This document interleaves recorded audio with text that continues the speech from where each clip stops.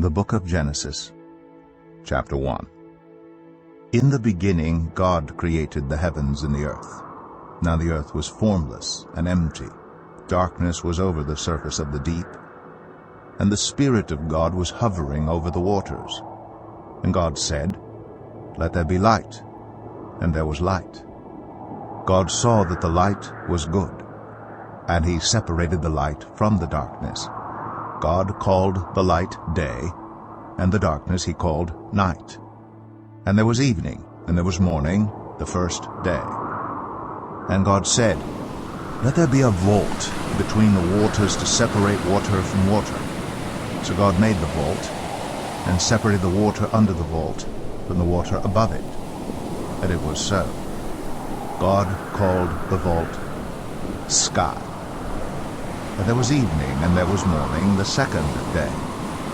And God said, "Let the water under the sky be gathered to one place, and let dry ground appear."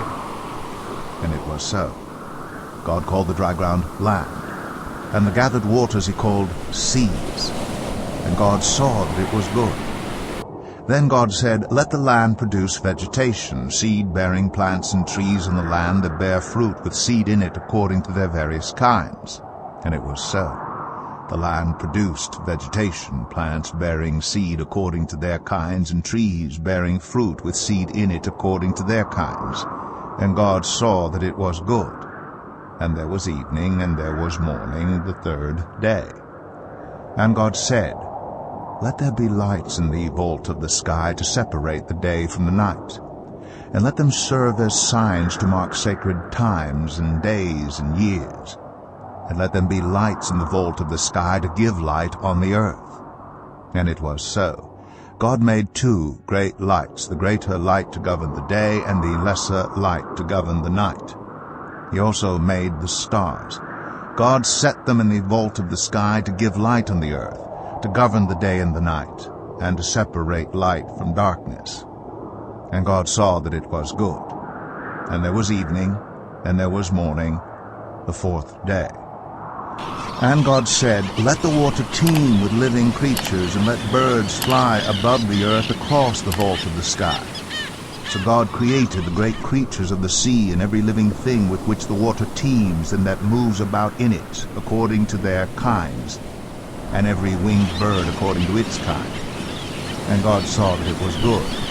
God blessed them and said, "Be fruitful, and increase in number, and fill the water in the seas, and let the birds increase on the earth." And there was evening, and there was morning, the fifth day.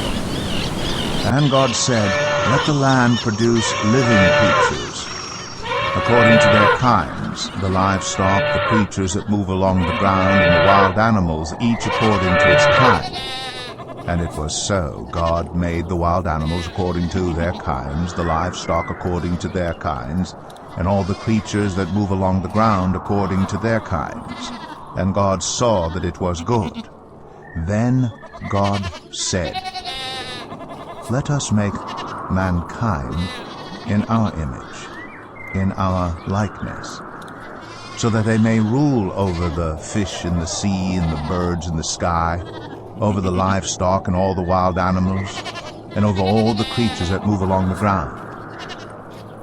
So God created mankind in his own image.